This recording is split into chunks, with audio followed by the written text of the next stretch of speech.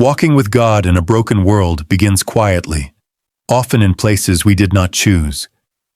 It begins in moments of disappointment, unanswered prayers, and questions we are afraid to ask out loud.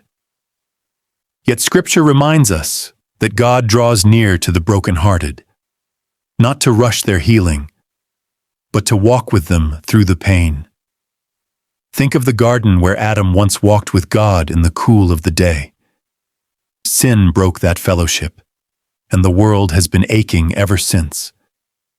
Still, from Genesis to Revelation, God's desire has never changed. He continues to walk with His people, calling them to trust Him even when the ground beneath them feels unstable. When the world feels heavy, the Bible invites us to slow down and walk by faith, not by sight. Faith does not deny the brokenness. It acknowledges it and chooses God anyway.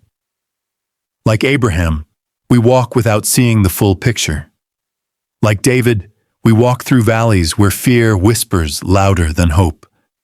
Yet in every step, God remains our shepherd, guiding, protecting, and restoring our souls. Walking with God also means learning to listen. In a noisy, wounded world, His voice often comes as a gentle whisper through His word. Scripture becomes our daily bread, reminding us that we do not walk alone and that God's promises are still alive. Each verse we meditate on strengthens our steps and realigns our hearts. There are days when walking with God feels like standing still, waiting on Him when answers delay. The Bible shows us that waiting is not wasted time.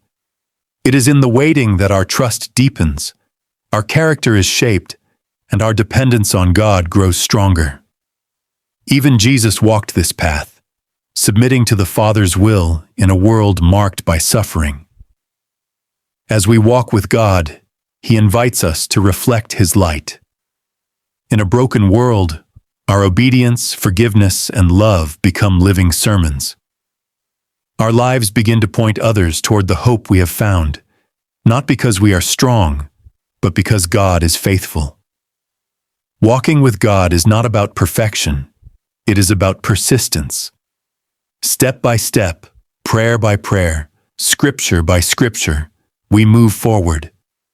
And as we do, we discover this truth again and again. Even in a broken world, God's presence makes the journey holy.